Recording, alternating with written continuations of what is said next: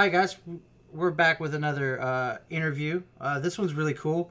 I'm going to interview Knifebloom on his deck list that he topped 8 with on February 23rd. He came in 5th. So yeah, I've got Knifebloom in here. Knifebloom, why don't you say a little bit about yourself to the people?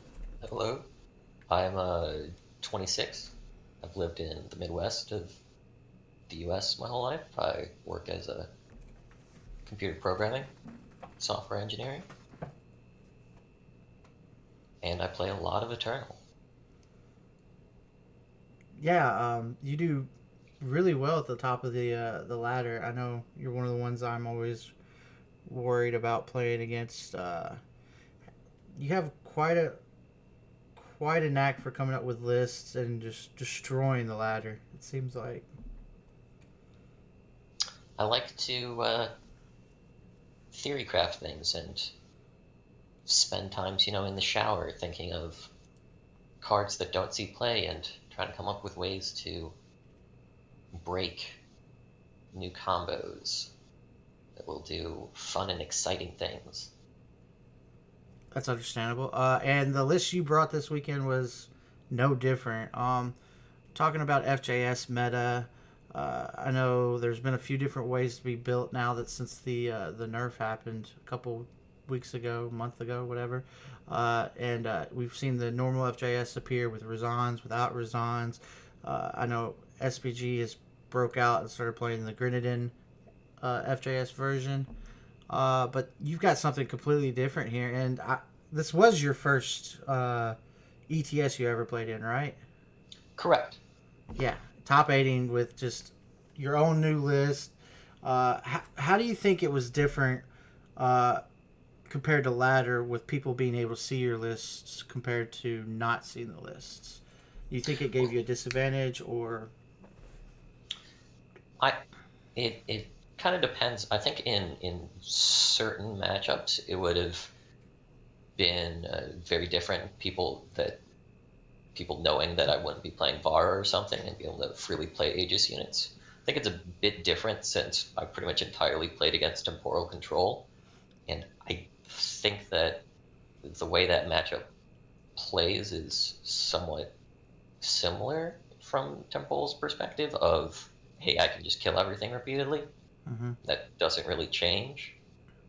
Uh, I, I I think being able to see lists, the specifics of lists, is always useful, regardless of matchups.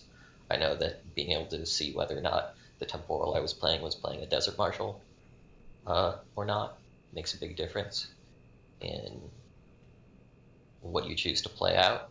So I think it's always important. I don't think that my opponents being able to see my list gave me uh, a big disadvantage in this tournament in particular. Okay, gotcha. The list doesn't rely on surprise factor in order to take games. Fair enough. So before we dive into this list, how did you come by this? Was it something you've been working on for a while?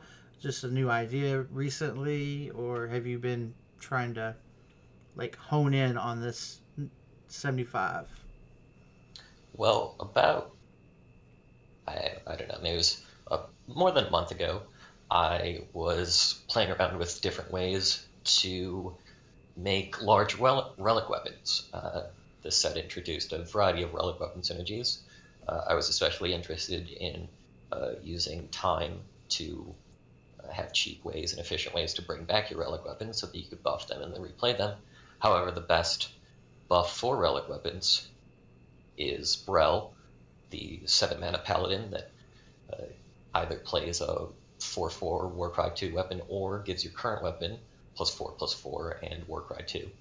And it's obviously a bit hard to play a Brel, which is FFGJSS, along with time. And so, since it's hard to play 4 faction, I instead decided to play 4 faction with Primal so that I could play Display of Honor and then play like 8 different displays and just bring everything back so that I could bring God. back the giant weapon and then bring back a Brel that had bond with it in order to buff the weapon again, and then Smuggler stash everything back and then play. And then, of course, that runs into problems of, again, playing 4 factions. And so I eventually cut the display of honors, which was sad, but made the deck better. And then that deck is currently my most popular deck on Warcry, called Royal Paladins. That's just 4 Brels and then just beating people up with relic weapons, and occasionally hitting a Starsteel Daisho with a Brel is great. But the point being that since Divine's hit, all of my successful decks have been, how can I activate Hojun? Because it's just a ridiculous card. And Anointer of the Faithful is exactly the type of thing you want for that. Gotcha. All right, so we're just gonna go into going through the list.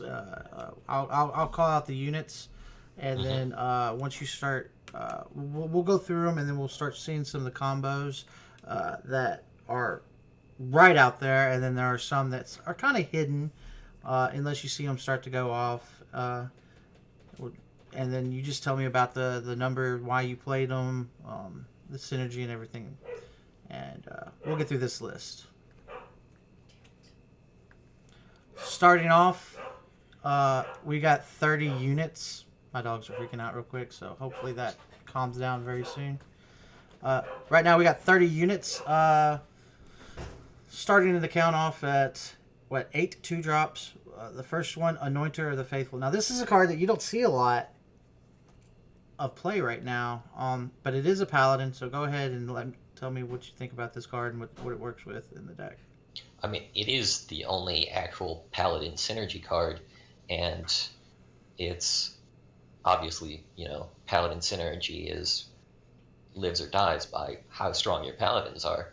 And the thing that makes Anointer actually playable is that if you anoint something expensive, once you play Hojun, it becomes either a 5/3 or a 7/3, whether or not you can play power on that turn. And so that pretty much makes whatever you've given Bond free. And so that's the core of any Anointer strategy, is, hey, we can play Hojun for 2, and then Bond whatever we want to it, and just cheat it out. And, of course, the Hojun gives you ramp off of it. And so the Anointer Copperhall Paladin combo always existed of, hey, I can play something on turn 3 that ramps. But being able to play Hojun and Copperhall Paladin on turn 3 makes it so much better. Yeah, it's kind of broken. For anyone who doesn't understand how Bond works, so when you target a Paladin in your hand, right? So when you bond something, you will exhaust the unit that you bonded, and you can cast a unit with the same type to reduce its cost. And what we're talking about is Hojun, with the ability to play a power, will make him have he'll become like a 4/3, so he'll be able to tap out and do crazier or more ridiculous things, making things very cheap. So like we're talking about like a play like what, Anointer on 2. And then what do you target with Bond? You always want to just hit your expensive Paladins with Bond. The only expensive Paladin in this deck is Copperhall Paladin. Yeah. Because if you bonding to Anointer is nothing special. Anointer has 1 attack. Great, yeah. You reduce the cost by 1. Bonding to a Hojun makes things free. Gotcha. If you only have a Hojun in your hand, you can hit it with it, but it's always preferred to hit the Copperhall Paladin. Yeah. So you Anointer, Copperhall Paladin, and then on turn 3 you untap, play Hojun. Preferably play power, then tap Hojun to play Copperhall. And it doesn't matter because Copperhall's free either way. Yeah. I guess yeah. Because on 3, yeah, my bad. Literally has no effect. I mean,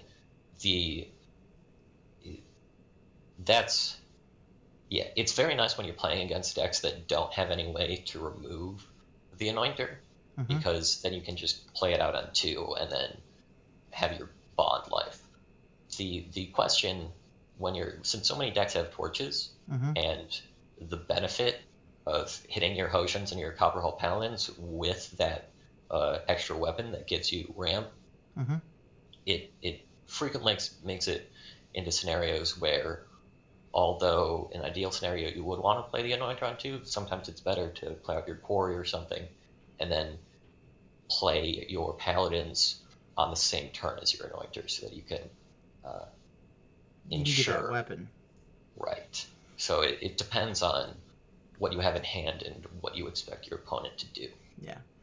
The whenever you play another paladin and you get to put a weapon on it, it'll trigger Hojin's Renown. It'll trigger Copper Hall's ability, and you kind of you start ramping while still getting to play kind of like an aggro deck. So you start thinning your deck out of power.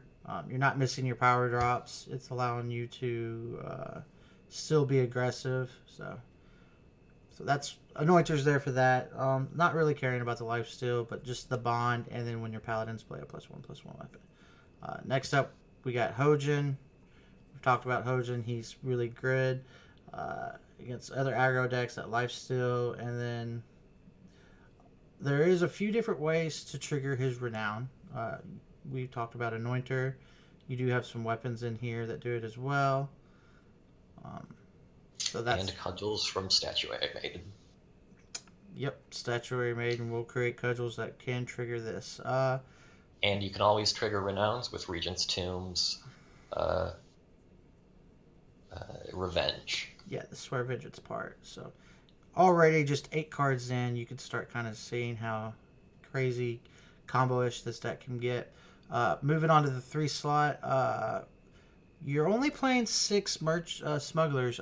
Is the list too tight to play 7 or 8, or are you not a fan of the Hidden Road Smuggler? Or A lot of the time I've only run 5 smugglers. I consider Red Canyon Smuggler to be significantly better than Hidden Road Smuggler. mm-hmm. You're not generally, this deck runs enough lifesteal and whatnot, and torches to not have huge problems with aggro.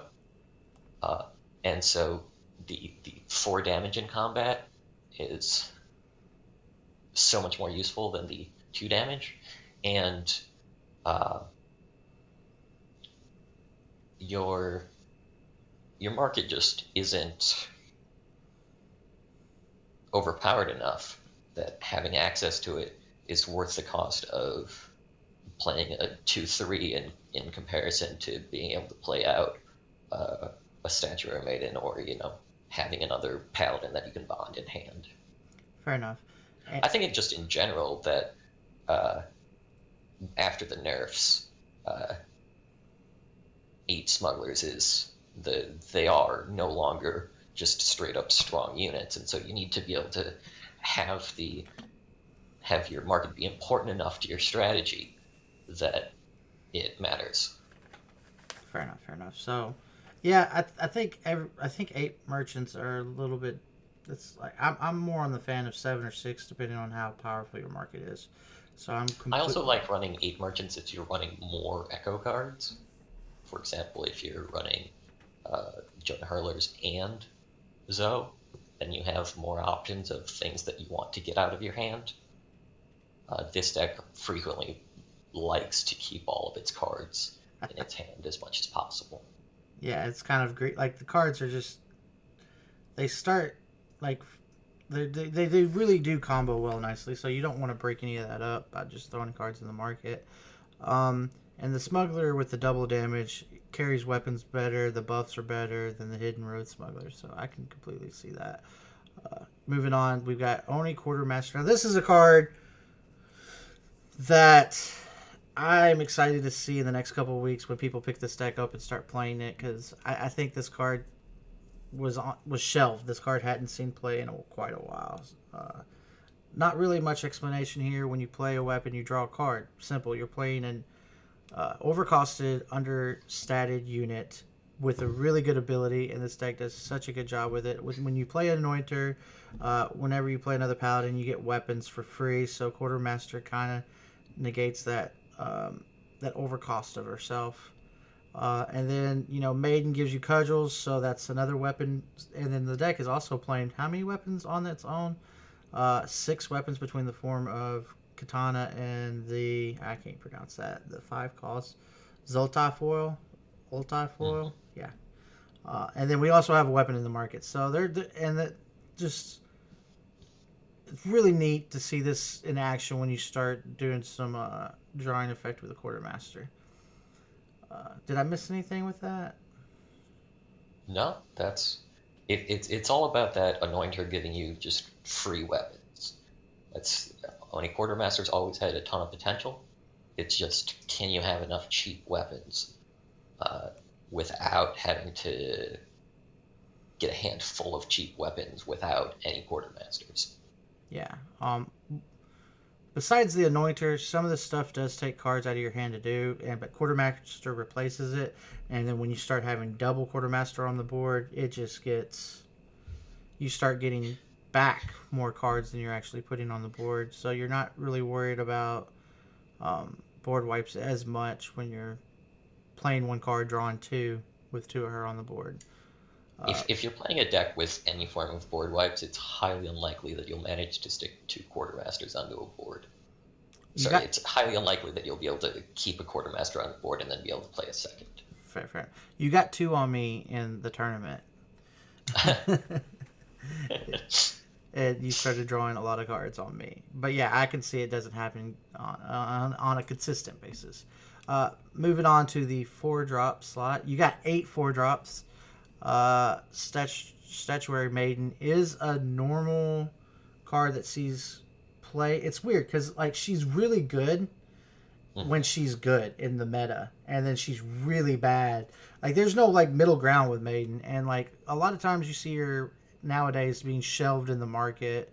Not many people want to have 3 or 4 of her in the deck, but in this deck you want to have 4, mainly because I'm assuming the cudgels Oh yeah. is them transforming into cudgels and not allowing them to be in the graveyard very relevant. I'm assuming it might be relevant in the FJS matchup, but not so much anywhere else.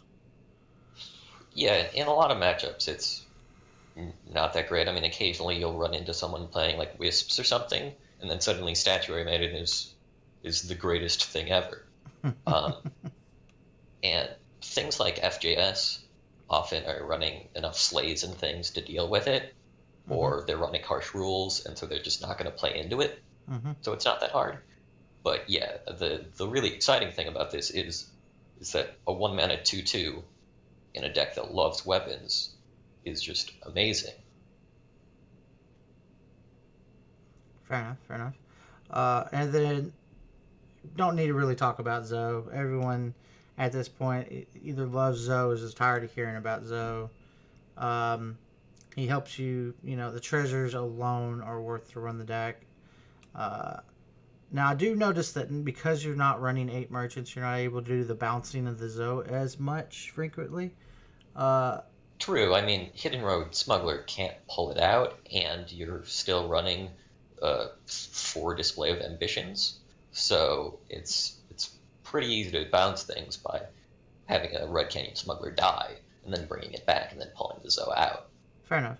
But not having more merchants means you can't put it into the market as much as more of what I was. True. However, I would say that bouncing Zoe is great when you're really hard up for card draw, but it's a great source of card draw. It's just not a super efficient or spectacularly amazing source of card draw, as opposed to sticking 2 Quartermasters on the field and then suddenly you have 12 cards in hand, and the fact that you can pull Zoe back out doesn't mean anything because you're already discarding cards at the end of the turn. Gotcha. Also, it's not like bouncing Zoe compared to the Time Peak or the FJS deck that are just playing a huge amount of removal. You're not trying to just draw into more removal. You've already got cards on board. You're wanting to kill them. You're not wanting to waste these turns. Right. So, yeah, I got you on that. Moving on to the attachments. Katana, summon, you draw a card. It makes your units bigger. Quartermaster, you draw 2 cards when you play a Katana if it's on board. When you play Copper Hall, when you play a weapon, I'm pretty sure I missed Copper Hall. I just passed Copper Hall. So, real You quick, mentioned that there were 8 4-drops, but we talked about it earlier when we were talking about the yeah, Anointer and the point of running Paladins. yeah. So when a weapon gets put on Copper Hall Paladin, you pull a Justice Sigil out. So if you have Hojin on board in Copper Hall and you start equipping to Copper Hall, uh, these cudgels or anything like that, you get to pull Justice Sigils out for free, which also will Empire Hojin. I do apologize for missing that. But yeah, so Katana kind of starts doing some crazy things. How's the ordering when you attach Katana to a Paladin, just for everyone out there? Do you draw first or do you pull the power? I'm assuming you pull the power first, right? Since it's... Um, I So you're saying basically the question is if you had one Justice Sigil left in your deck and it was on top of your deck and you played an Ornate Katana on a Copper Hall Paladin, would it draw the sigil or would it draw the card and then whiff on the sigils? Is Correct. what you're asking. I believe it would draw the sigil and then draw a card based on how the animations play out and my understanding of how it works. However, that's kind of hard to verify because you just see them both happen. I got you. And generally, it doesn't matter. That's more of a, nitty-gritty mechanics detail of how does this actually work and has no effect on what you actually see during gameplay. Okay. I was just curious, just seeing how... I'm always curious how that interaction, like which one stacks first. Y'all in the YouTube video that are watching, if y'all have the answer, just post below. I'm fairly confident that the sigil happens before you receive a card. Yeah, I believe the triggered effect off Copper Hall happens before the summon effect, because but yeah. We're going down to the next weapon. This one, I honestly, like, every time we played, I was worried that this thing was going to blow me out. Just somehow, I don't know why it really bothered me. Maybe just the endurance Aegis part of it. When this wielder dies, you play a 2/2 exile. You play a 2/2 exile with Aegis and endurance for each weapon it was wielding. Summon, you get to silence an enemy unit. I really didn't. It didn't bother me because I was a temporal player, being silenced. But tell me a little bit about this. Did the silence work in other matchups? Did you get to return a lot of 2/2s? Or how's this card work in this deck? Yes. So I feel like a lot of the most dangerous things in the game are suddenly not dangerous at all once you silence them. Obviously, if someone's playing Moment of Creation, silencing an 11/11 Sentinel that doesn't do anything doesn't help. But that's generally not how things play out. You want to, if you play a Zultifoil on something and silence a Vara, your unit is now stronger than their Vara, and it no longer has deadly or lifesteal, so it can't kill your unit, and so now you're winning that combat that you would have lost before. And of course, it then prevents them from recurring the Vara because it's been silenced. It's also generally the greatest answer you can have to enemy Statuary Maidens, because Statuary Maiden is really annoying during combat. Of course, you could run other silences, but it doesn't fit the theme of weapon synergies. The pulling units out when the unit dies does very much come in handy because your paladins, in the perfect world, all of your paladins will have at least one weapon on them because you're anointed on the field.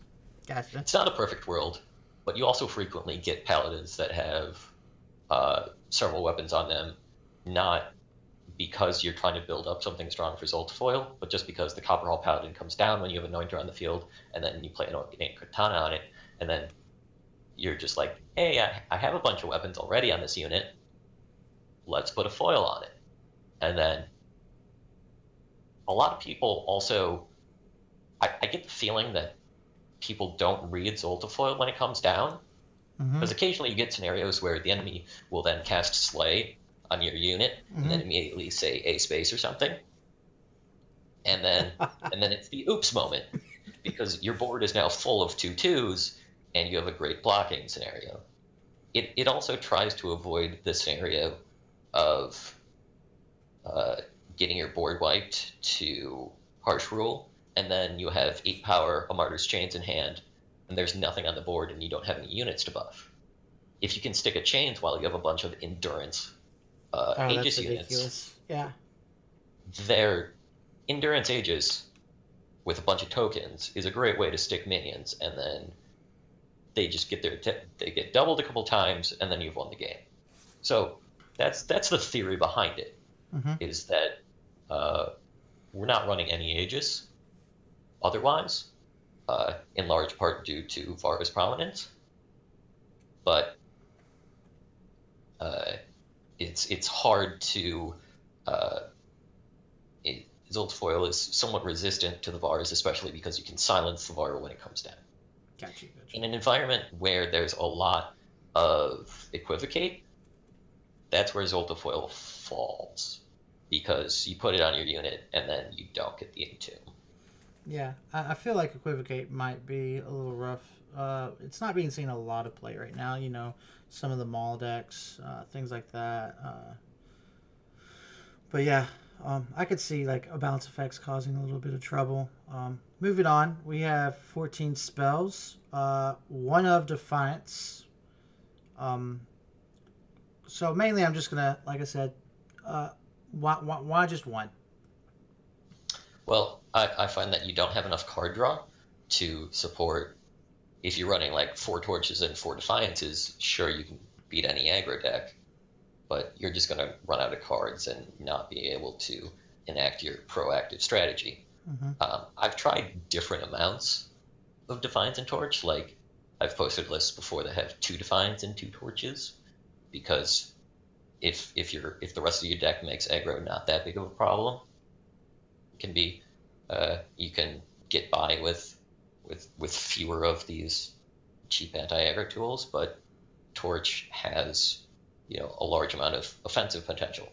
I think that it's very easy to justify running at least one Defiance in any Justice deck because of Rakano aggro. It's just so amazing to be able to only hold up 1 power and then be able to wipe out the giant plated minion that would have killed you regardless. I also like running at least 1 Defiance in scenarios where the enemy can see your deck list. Mm-hmm. Because if they can see that you have no Defiances, it makes it so much easier, less stressful to make choices, because they know they can attack in with their giant weapon and not get blown out. I got you. It's back the same thought process season 1 of only playing 1 harsh rule in your deck. They always have to play around it, but Yes, it's very unlikely. exactly. And I would like to make one more note on Defiance. Like a lot of times, like at high level, we're trying to hide pauses, play power a certain way. Defiance, you don't really have to play. Like your opponent doesn't get to see. Like if you don't have a torch in hand, but you have a Defiance and you're playing against aggro, there is no pause until they attack. So they don't get to see it coming. Whereas Right. a lot of times, if there's their pauses passes, you can kind of tell that they're torches usually. But Mhm. yeah, 3 seek power. We are playing a 3-color deck. What is the faction? The influence for this deck? It looks like what? Quadruple justice. What we got? Single shadow and a triple fire. Yes. Yeah. However, I think it should be stated that if you're not playing Zoe or Chains, you're at single fire, double justice, single shadow. Okay, so cutting chains out, this out. You're just deep forge plate's your next biggest thing. Right. If it's at your expensive units have high influence requirements, but Mm-hmm. in an environment where you're playing Hoshin and Copperall Paladins, you don't really ever get to 8 power without having a bunch of justice influence. It's not an interesting part of the influence requirements. Fair enough. Not running anything that requires double shadow, I think makes things a lot nicer. Um, especially because when you seek, you pretty much just always seek fire, unless unless you need a single shadow or your second justice, because um, your actual cards that you can realistically hit the power for without having the influence it is usually just so. Fair enough. Fair enough. And Copper Hall does pull out Justice sigils for free after being equipped with weapons, so it's important to play a high number of Justice sigils. So I can see Seek always going for Fire Shadow, or Shadow Fire in the scenario. Um, Moving on, we got four torches. Not really anything to say about Torch. It's been around forever. It's OP. It's great. Um, Two of Quarry. This one surprised me a little bit when I was looking.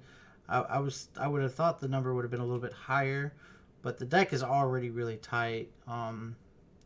So it was Quarry MVP, or is this the card you play in the mid to late game to try to find something you desperately need? I'm assuming it's also really good in your mulligan hands where you're trying to accumulate all your power. Yeah, it's. I mean, you would. A lot of the reason that I like Quarry in any deck running Display of Ambition is that you get to replay things that have their cost reduced, and the Quarry discard puts things into your deck so that you can actually be able to pull them back out. I have tried this with 4 Quarries, and it just didn't. It just seemed to not be exactly where he wanted to be. The deck managed to find its combos without needing the Quarry, and so the extra power that you're spending on Quarry just delays being able to enact your strategy to an extent that you're no longer getting that big ramp advantage early in order to be able to get your strong cards out for the opponents. That said, I don't think it really makes a big difference to the deck whether you're running 2 or 4, and I can definitely the arguments seem to exist for bumping it up, or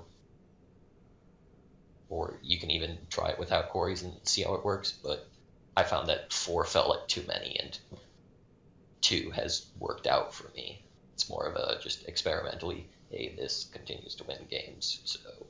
Fair enough. Also, I'd like to add on, 4 Quarries, it kind of feels like the old FJS. We were talking about how, you want Zoes to treasures and Quarries to draw so you can draw more removal, and that's not the game plan of this deck. The game plan of this deck is... right. Quarry is also great in decks where you have really high, like a bunch of high value expensive cards. Like if you're running 4 Rezons, then in the late game you want to play a Quarry so that you can dig past your powers and hit your Rezons. This deck focuses more on having a bunch of cheap units, cheap cards, and getting a lot of card draw out of it. And so the card draw effect becomes a little less important because you already have ways to get through your deck. Gotcha. Filling out the last spot of the spells, Display of Ambition. This card has been on the talk of a lot of streams, a lot of videos talking about how it's broken, it needs to be nerfed. It's one of my favorite cards from Defiance. All 3 abilities are just amazing. Kill an enemy unit with 5 or more health. I don't like that. That seems relevant in certain matchups. Drawing 2 units from your void is specifically what we're wanting to do with this deck, especially with the ability getting one of your units with Revenge, having Destiny. That's always nice. The unit that 2 makes has Destiny as well, and as a control player, just having the fear of me harsh rolling and trying to pass the turn and you being able to display 2 Destiny units back was cause someone to have nightmares. But mainly, did you ever get to use the ability to give your units +1 in Overwhelm? It is entirely relevant. It totally comes up, and you generally only play it when it gives you lethal. but I consider it a very important part of the spell that it comes up quite frequently. I would also uh, the uh, Time Primal Shadow, give one of your units quick draw. Mm-hmm. I'm a big fan of that mode. It's a permanent quick draw can be very powerful, and because you suddenly your Feast Caller is no longer dying, and then you can mirror image it, and then you have two Feast Callers with permanent quick draw. All I'm saying is, if you're running Time Primal Shadow, do not underrate the power of getting quick draw. But yes, uh, the overwhelm. I think in any FGS deck, you always have to say, okay, I have Display of Ambition. Do I have lethal if I ace base? Yeah. And the answer to that question is frequently yes. Yeah, it does some damage when you have your smugglers out that are doing double damage, Hmm. things like that. So, going on to the spells. Nothing special here. 2 fire, 10 justice. Again, excuse me, we're playing Copperhall Paladin. We want to be pulling out the justice sigils. 1 shadow sigil, 3 crest of glory, 3 cast of chaos, seat of chaos 3, 2 crest of vengeance. Moving on to the market. We've got a Stone Scar banner in the market. Is that necessarily needed, or I do realize we do need shadow and fire, so each merchant can pull it. So I yeah, am a big fan of power in the market in general, just because I hate sitting at 3 power with a merchant in hand with a market full of cards that you can't play because you don't have the power for it. mm-hmm. I will, in this specific deck, I will defend that Stone Scar banner to the ends of the world. It is the reason that you can run 3 Seeks and consistently hit Zoe before turn 7. It is one of the cards most frequently pulled out of the deck. Since it is a combo deck, it's very important to have specific cards in your starting hand. Most notably, you want to have a Hosian, because Hosian is amazing. And if you can have a Hosian and an Anointer in your starting hand, you want to be able to keep that pretty much regardless of whether or not you have actually enough power to play the game. And That's so it's interesting. frequently, oh, I have Hosian and Anoint. If you have Anointer, Hosian, Copperhawk Paladin in your opening hand, and you have 2 power, and you also have one of your 6 merchants there, Mm-hmm. the power in the market can be the what changes that from, oh, this is really going to screw over my power base for the rest of the game, Mm-hmm. to making it, oh no, this is exactly what I want. That's Uh, interesting. I pull the banner out significantly more than I pull the plate out, I would say. I'm glad we covered that, because that's actually really important to remember. That this is a combo deck, and like there are hands that you just want to keep above all else, no matter Mhm. how bad the power is in your hand. That doesn't I happen would too often when you're looking at decks, but that is very interesting. I would say if you want to run a market without that banner, you would need to change something about the rest of the deck in order to make your power base more consistent. Gotcha. Moving on to Vanquish, you just want to have an answer, I'm assuming, to either to keep people off of Zoe, to kill their Varus, things of that nature.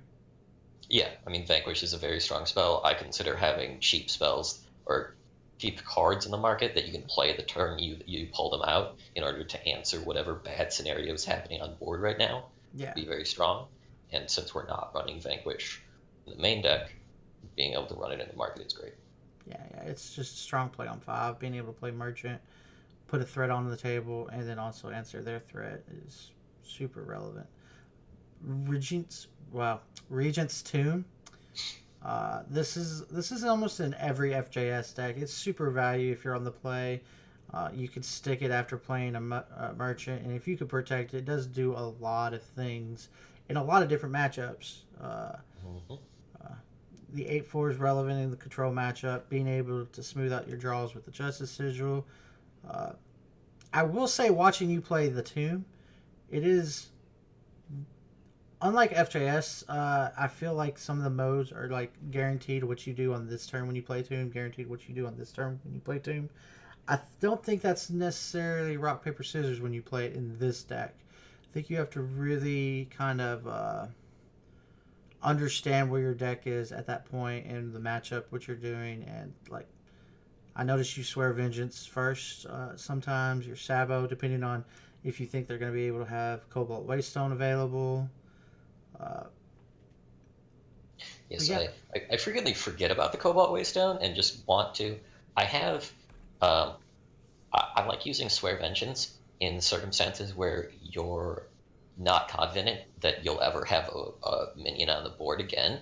Mm-hmm. Uh, Especially if you're, I think in one of those matches in particular, I Swear Vengeance a unit because I assumed it was attacking into something that would kill it, Mm-hmm. such as a Defiance or maybe a Wisp, Scorpion Wasp, Mm-hmm. not a Scorpion Wisp.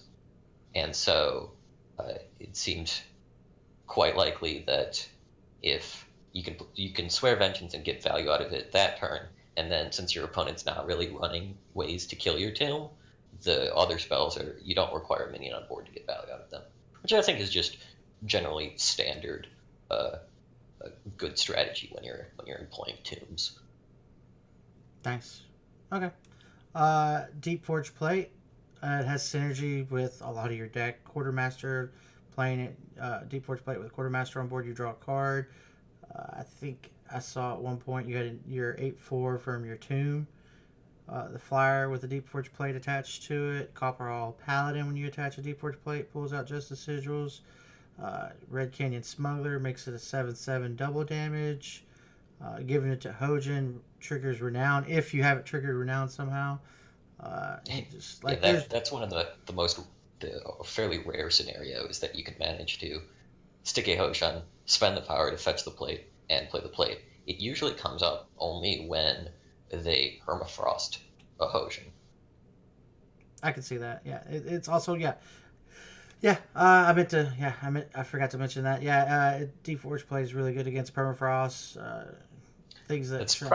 that's if stuns didn't exist in the game, I wouldn't be running Deep Forge Plate in this market. Yeah, Deep Forge Blade kind of does a lot, um, and it's kind of underrated. I think in a lot of deck lists, people are just throwing it in there, not realizing the power level it can actually push through a lot of things. So it's nice to see that in the deck. I'm always questioning if I want to run it or not.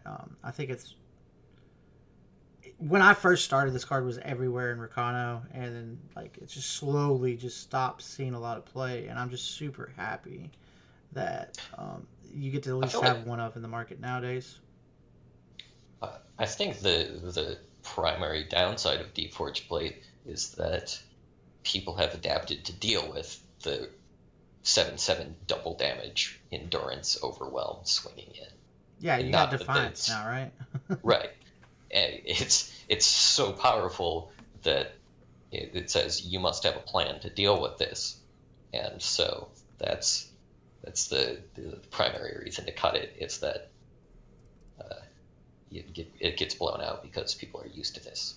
Yeah, it's kind of the whole dog chasing its tail scenario. People aren't playing it because people are expecting to play around it, and a couple Mhm. months down the road, people stop playing around it, so it's going to come back, and it keeps just coming around in circles sometimes with some how the meta goes and how certain cards are played. So it's very interesting. Uh, Going on to the last card, Martyr Chains. At the end of your turn, you double the power and toughness of your units. In power, you kill an enemy unit. Now this, I'll be honest, Saturday was a long day, and I missed one of your combos in the deck when I was playing against you. It triggered once, and I had the answer in my hand. I could have stopped it, and when it went off, I screenshot it. I sent it to SPG, and everyone was laughing because like a few people understood right away, and then a few people were like, "Oh my!" Like it was just crazy. Like, okay, let me explain because I have to explain it because it happened to me. So you had chains on board, right? It's cute. This is cute. hold on, let me rephrase this. I had a saying when I used to play Magic, and I say it now in Eternal. People sometimes say my decks are too cute. It's only cute till it works, and then it's called tech, people. Get that through your mind. Okay, so Chains is on board. It already makes all those units ridiculous, right? But if you somehow have Copperhall Paladin on board, Maiden, and Chains like he did against me, when one of their units dies for whatever reason, you get a cudgel, correct? Mm-hmm. When you play a cudgel on Copperhall Paladin, it pulls a Justice Sigil out of your deck. The Justice Sigil comes into play. Martyr Change triggers. You kill another unit. That unit goes to the graveyard. Maiden triggers, makes it a cudgel. And you can just literally kill as many things as you can until you run out of either power to play or you run out of power to draw. And I was ashamed to say that, I missed it. I think I attacked the board with a lot of owls. And I had Passage of Aeons in hand. And mainly I was just going to silence Maiden, do a few different things. And then this play happens. And I absolutely lose my shit on this. I'm sorry, everyone. Try not to cuss too much. But it was just I haven't had an all moment in Eternal in quite some time. It was fantastic. And it made me feel like a little kid when I first learned how to play Magic. I really want to thank you on that. Like, that just... Was this accidental? Was this always in the back of your mind that you could do this? What was it like the first time you did this? Or was the dumb person that it happened to for the first time? Oh, no, I've definitely pulled that combo off before. No, when I was building this, that wasn't in my mind, especially because it comes up so rarely that its existence doesn't really particularly matter. Mm-hmm. I can't say whether or not it had actually, that specific combo had occurred to me before the first time I did it. But once you have the chains, the Maiden and the Paladin, and you get a cudgel, then you have a cudgel in your hand, and you're like, well, what do I play cudgels on? Obviously, you always play it on the Paladin. And then you have another cudgel in your hand, and you're like, well, what do I play weapons on? The Paladin. And so then you just kill everything. It's really one of the most fun things you can do to just... It's a machine gun of cudgeling down an entire line of It really units. is. I can't wait to do this. I'm going to play this on stream, and I'm going to, I don't know how many games it's going to take, but I'm going to at least do it once. And, Yes. Did you ever get any messages on Ladder when it happened? Am I the only one that's just freaking out about it, was super happy? Did anybody say anything to you after the ETS or in chat or anything?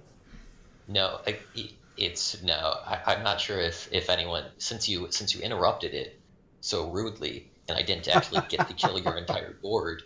I think even if I had killed your... Also, at that point, I only had 4 Justice Sigils left in my deck. Yeah.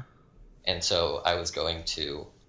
I was pretty sure at that point I was going to lose the game regardless, even after pulling off the full combo, because yay, temporal. But I was debating, since I had used Seek to check how many Justice Sigils I had in my hand, whether or not it would be better for the viewers for me to stop at the point where I knew I had no more Justice Sigils, or to show everyone by playing out another cudgel that I had run out of sigils in order to keep killing your hand. But it's such a rare scenario because you need a lot of power and you need chains and some form of board stall, and usually at that point you've already been able to win the game. Fair enough. Basically, chains just finishes games so well, especially in a scenario where the enemy isn't killing your units. Mm-hmm. Generally, the problem with chains is when you have no units, it doesn't really matter that your lack of units is now twice as strong. Okay. So we went over the list. You saw the combos. We talked about all the combos: the Anointer, the Hojin, the Quartermaster, the Paladin, the Maiden, the Martyr Chains, the Deep Forge Plate, the Zoltai Foil Weapon, and the Display of Ambition. Hopefully I didn't miss anything there. With the Merchant bouncing stuff in and out of the market. So after talking with you on this, after discussing, I'm going to throw some cards out there. You tell me why you're not playing them.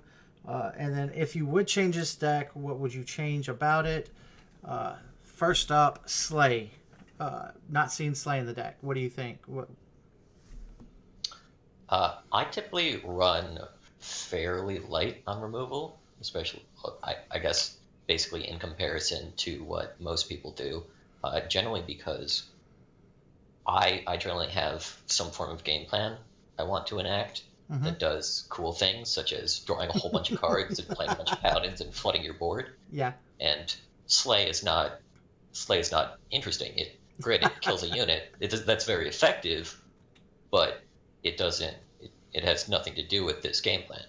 In this specific deck, Display of Ambition becomes your primary kill spell, Mm-hmm. and it's nice because it is a fundamental. It's a very good part of enacting that game plan because you can bring back paladins that already have bond, and Mm-hmm. then suddenly have a whole bunch of bonds and bring back the specific parts of the combo that you need. That I've had scenarios where I've had like maidens and smugglers in my void, and I bring back an anointer and a Hoshan because I want to pull out a bunch of cards because I already have the quartermaster. Okay. In terms of specific matchups, not having Slay was very useful when fighting a whole bunch of control decks, and so that's another reason that having a game plan. It's like how Reanimator doesn't run a bunch of Annihilates or something because it wants to pull off its plan and win that way. And your win condition is, oh, my strategy is better than your strategy, and it's not a strategy of, oh, I'm going to control the board and then play out some strong units. It's like, no, you need a bunch of combo pieces so that you have some of them in your hand. Okay. Now, obviously, Slay's a strong card, and you could put it in a deck like this and do good work. But that's not how I play this game. So I got you. So we answered the question a while ago with Corey being able to put cards in the graveyard. So the one cost, one shadow that lets you look 3 cards deep, the Cole, I believe, whatever Cole. I don't have the name right now available. Are you talking about Cull the Deck? 2 Yeah. cost? Yeah. Shadow, Is look that the top 3 cards? yeah? Is that something? I'll go ahead and pull it up in my cards. Normally, I don't like to switch off my deck list, but we'll do that real quick since I see no reason to run Cull the Deck in this over Quarries. Generally, I consider it worse than Quarry, and it's because it's. I mean, sure, you get to see an extra card, but they don't go in your graveyard, and you don't get the cost reduction. The fact that Quarry effectively costs 1 and Cull the Deck costs 2 is a very big difference. Obviously, if all you need is a power, Cull the Deck is better, but gotcha. that's, again, not where you want to be in a game. Being able to Cull the Deck for power is great, but that's just a great way to lose the game less because you're spending 2 to grab a random power. Fair enough. I was just wondering, maybe try to find a piece of your power, your combo. But like you said a while ago, the deck kind of just gets the combos on its own because there's so many of them, right? Like, oh, I don't get this combo, but I got this combo. Like, I'm okay. Right. And the thing is that playing out a Copperhull Paladin on 4 just straight out, when you can draw katanas and foils later, makes it hurt less. Because sure, playing a 3/4 is a lot worse than playing out a Vara, whose downside is that she's a 3/4 when the other sacrifices a unit. But still, if you have ways to take advantage of that effect later without having the combo pieces in your hand at the time. Okay. The last one, Boar in the market, maybe ish. It's definitely a choice. I think I've run. I'd have to look at my other Paladin decks. I frequently don't run Boar and Plate in the same market. Mm-hmm. Boring a Permafrost off of a Hosian is another thing that I really love because it triggers the Hosian without using a card. However, I think that the Boar being so common has changed a lot of decks to no longer be especially weak to Boar. Mm-hmm. Even in if you're in scenarios against like Temporal, where maybe you want obviously, if you can bore out their win conditions and they've never drawn disjunction, it's great. Yeah. But in again, this deck doesn't consider temporal to actually exist because no one plays it on ladder. Um, in scenarios where you're boring out a single card, it's 1 for 1, and it has to be really important for that strategy, or for the it's hard to win off of just a tempo advantage of killing a 4-cost attachment with a 1-cost boar, and the opportunity cost of not being able to pull something else out of your deck, Mm-hmm. out of your market, sorry, that is an actual like win condition, like completing a tomb or winning the game off of chains, Mm-hmm. is a big thing. It is definitely a consideration. Boar is very strong. I just found that in the matchups that I was facing on ladder, that it was unnecessary because I could win otherwise, and in various circumstances, it's totally useless, like against Reanimator. Yeah, I can see that. Also, like, I don't know. I feel like most temporal players that have piloted the deck long enough, the first board doesn't kill us.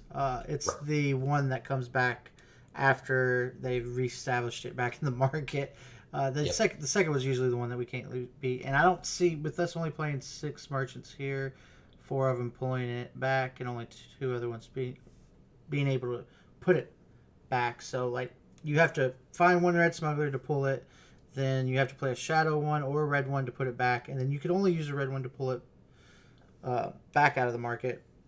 It's kind of really hard to do. So, and Yes. again, I'm that's not also your game plan. So, Yeah. I was also a much bigger fan of Boar when I was running 8 uh, fire merchants, notably playing uh, FJP with the Fire Primal and the Fire Shadow smugglers.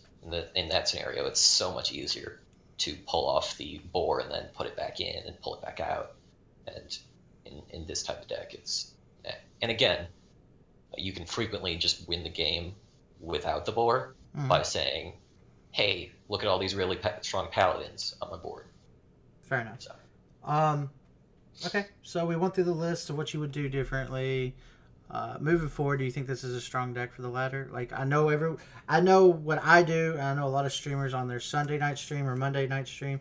They start their stream out by showcasing the top 8 on the ETS, and from there, either people have already on their own found the list and is going to play it, or they found the streamer that's playing it. Uh, do you think in the future, in the next couple of weeks, people are going to pick this up and change it to a way that's a little different, or do you think this deck is going to keep being in the meta? I guess is the question I need to ask. Like, is this a meta choice for this I don't week think only? it's strong enough to be, the next meta standard. Mm-hmm. It has plenty of inconsistencies, and again, having scenarios where you're just playing out Copper Hall Paladin would be so much better to be able to play out Avara. Mm-hmm. However, I played my I was ranked like 150, and I played my relic weapon based paladin deck up to like rank 20, and then played this deck up to rank 1. So if the question is, does this work on ladder? I was able to get rank 1 with it on ladder. Mm-hmm. So I would say, yeah, it works. I mean, I find that when I look at decks, when I look at strange decks that I make, my ability to predict whether or not they work is entirely unreliable. But I find that generally, if you're able to get to rank 1 on ladder with a deck, it functions pretty well on ladder. Fair enough. Fair enough. I that is it for the video, guys. Knifebloom, you have anything else to say? Is there anywhere we can find you? Do you have I don't believe you stream, but do you have a Twitter? Anything to get the fans coming to you? Anything else you want to say before? I generally spend my time making new decks and playing Eternal, and not, you know, talking to my huge fan base. I am Knifebloom on Discord and Reddit and uh, Eternal Warcry. I do know And that your fan base is growing. Every time I face you on stream, like someone's saying something about you. So, uh, messaging me on Reddit is probably messaging me in game is the fastest way to get a response if I'm online.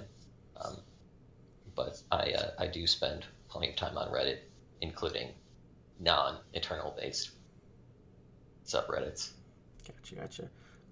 If y'all want the list, it'll be down below. If you don't just make it from watching the video, I'll have the link below, and I'll see if I can get that link for the Braille Paladin Splashing Primal list, because that looks that sounded spicy to me. So I need to have both lists available to you guys. But yeah, that'll do it for me. I want to do a quick thank you for watching the video. Thank you, Knifebloom, for allowing me to do this interview. So yeah, if y'all enjoyed it, do a quick follow down below, and see you next time.